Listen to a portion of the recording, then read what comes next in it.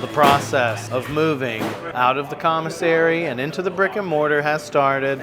The sign went up today. Equipment is going in today. We are fully into finishing, testing recipes, making sure that we have a place for everything once we take it off the cow for the beef breakdown. We're doing the Forequarter today. We're gonna take some pieces and just put them up on the shelf and continue to dry age them. The best looking, most beautiful ribeyes, those are gonna go up there. We got short ribs, navel / pastrami, brisket. We're cutting some chuck steaks today, and then we'll do a bunch of ground as well. So Forequarter, let's get into it.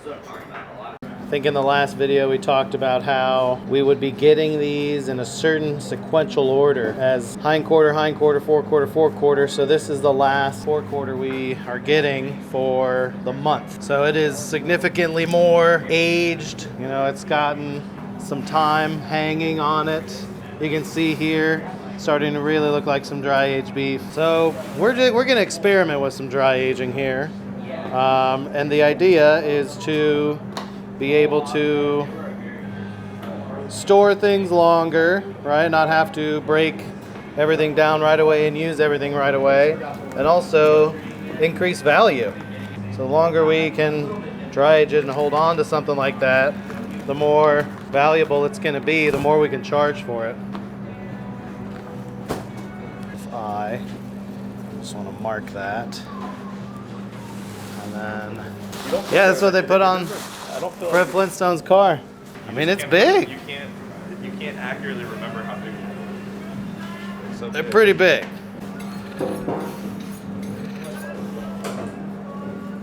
Here needs to connect to right here.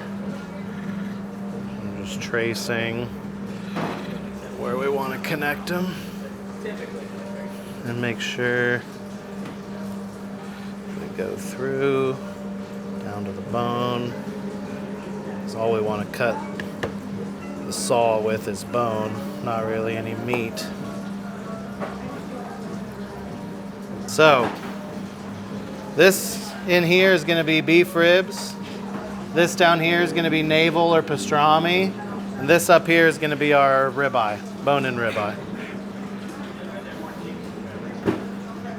Prime rib roast.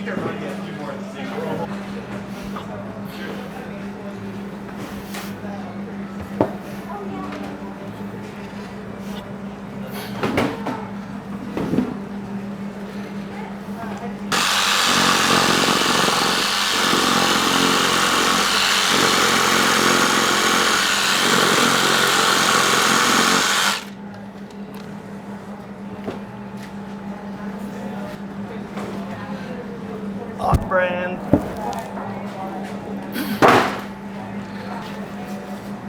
See, I messed up. We messed up. That's how you can tell I'm not a professional.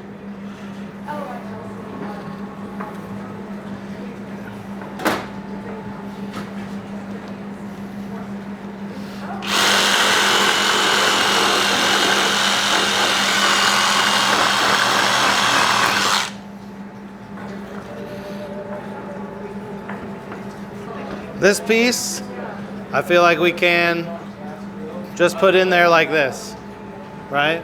Just sitting on the bones, just dry aging. Now I am marking the beef ribs where we're gonna cut those.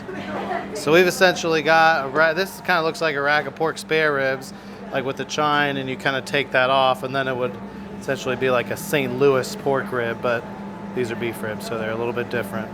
We're gonna have to clean this thing up here. Kind of the bad cut I made.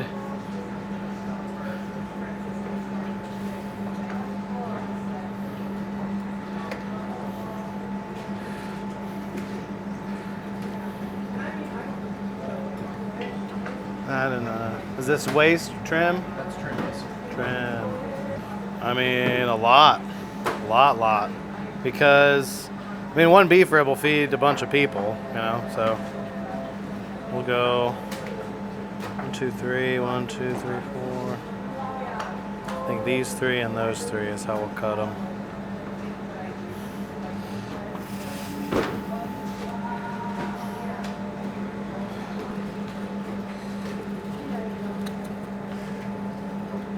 That's the line we want to take right there. This cut, this one, all the way to here.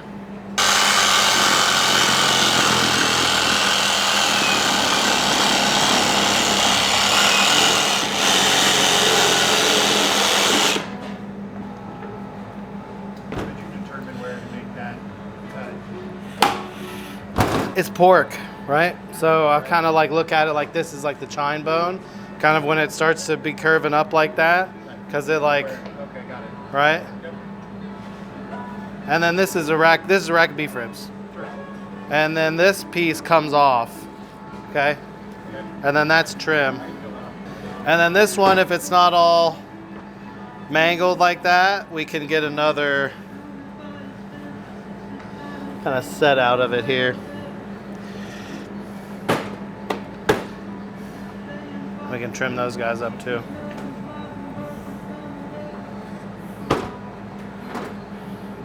This is like an extension of a brisket. Like, look at that. That's kind of what that looks like. Trim. So, stuff that's like the kind of membrane like that will probably be cooked with the bones for stock. But any pieces that are super desiccated, like kind of edge pieces like that, those are going to unfortunately go to waste. But the interior stuff like that will separate the meat from the fat from the bone. And then the good meat pieces will be ground meat. The fat pieces will be fat for burgers or sausage. And the bones will go to stock demi-glace. This is navel. So this can come all these bones over here. We'll kind of peel this out. And then this will become a pastrami in a couple weeks. I'm going to set this right here for you.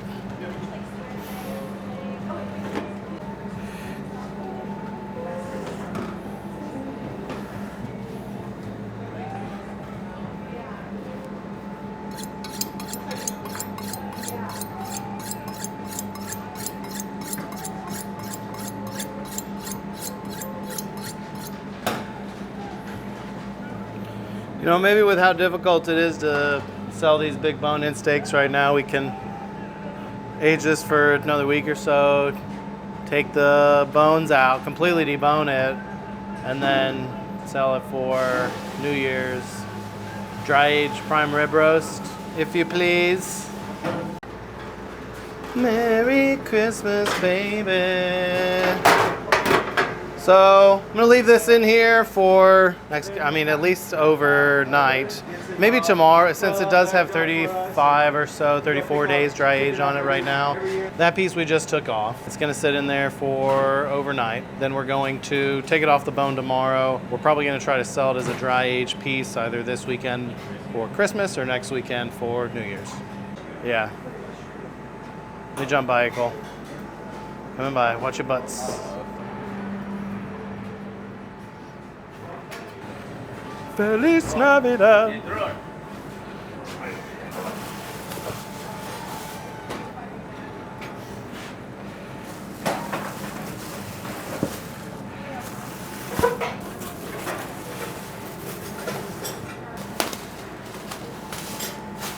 Most of this is the chuck. Probably gonna take out like this bone. There's a bone on the other side we're gonna take out. And then this is all gonna be boneless chuck roast, chuck rolls, like Bromley cut earlier. I'm gonna take the brisket off, and then there's gonna be a lot of like trim in it too. But we'll start with the brisket. This kind of looks similar. This is what you see on the edge of a lot of briskets after they come out of a cryovac. And that's because it has this bone right here. But you can just kind of already start separating that. Just kind of get in there.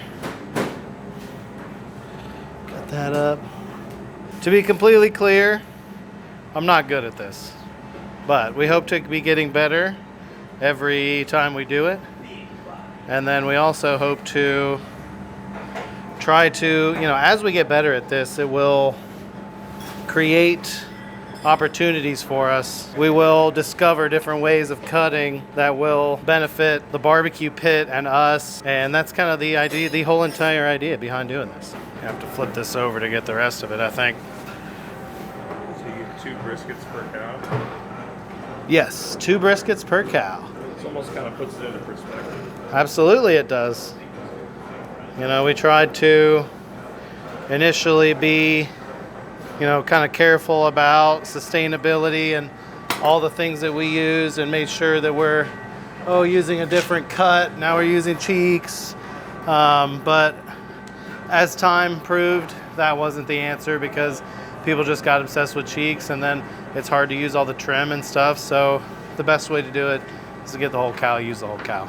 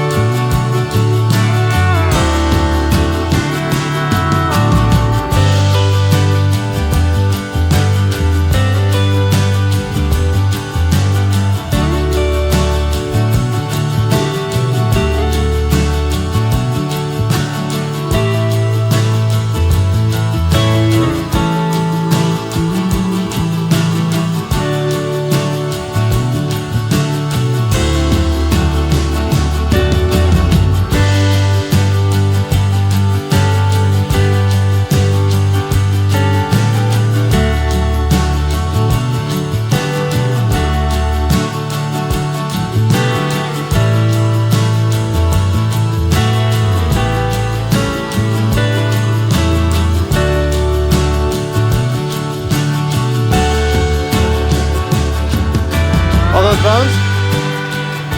We're gonna scrape them. We're gonna try to get all the little pieces of meat off of them. Then we're gonna cook them down into a demi-glace. Okay. What's the goal here? The goal here is to, I'm gonna take this stuff off here. So we gotta take this arm out. I've got two, so this is the big chuck piece right here. These are still some short ribs. I'm gonna kind of separate those. Take this chuck off. Then when the arm piece comes off, we're gonna debone that, and I'm gonna try to get the goal right now is to try to get the flat iron out in one piece. Because last time, I think when we broke it down, we kind of cut into it, had to use it as scrap. But hopefully this time we can get that flat iron out all in one piece. I'm gonna have to leave in just a couple minutes, but this is almost done. I'm basically gonna make like 2 or 3 more cuts. That's all we're doing for today. We'll come back tomorrow. Ooh, is that a little blood vessel? Finish up. Probably.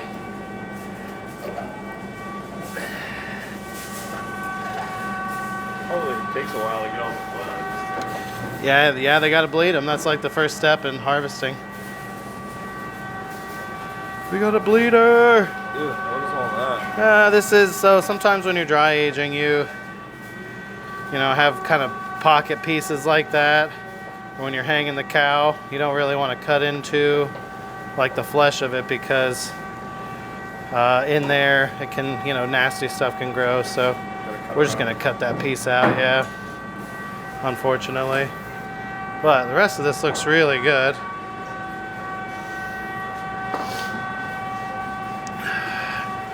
Start separating this arm.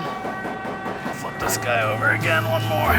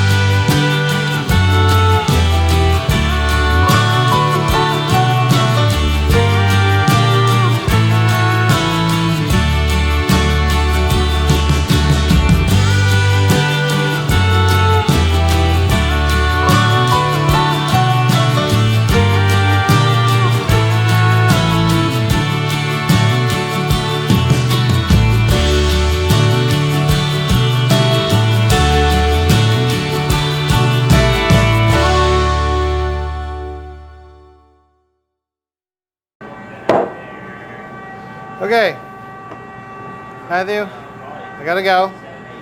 Here's the flat iron. Here's the bone, This is the other side of that. And then that's clawed and trim. Whew. You know, again, this is all kind of new to us. We're really figuring our way out around these animals, seeing what we can use for what on the barbecue pit, seeing the best way for us to break them down.